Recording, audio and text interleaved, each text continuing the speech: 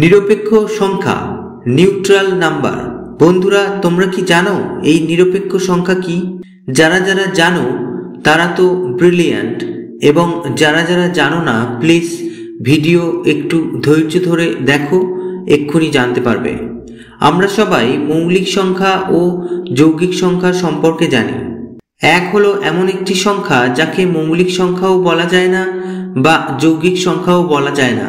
এই এককে তাই আমরা বলতে পারি নিরপেক্ষ সংখ্যা।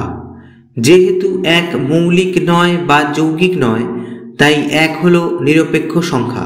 তাহলে বন্ধুরা, এটা তোমরা আগে জানতে কিনা জানিও, প্লিজ কমেন্ট। আর মৌলিক সংখ্যার কথা উঠল যখন, তোমাদের একটি সহজ প্রশ্ন করি, উত্তরটা প্লিজ কমেন্ট করে জানিও। বলো তো, একমাত্র জোড় মৌলিক সংখ্যা কত?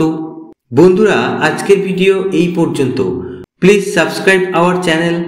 এতক্ষণ ভিডিওতে সাথে থাকার জন্য ধন্যবাদ।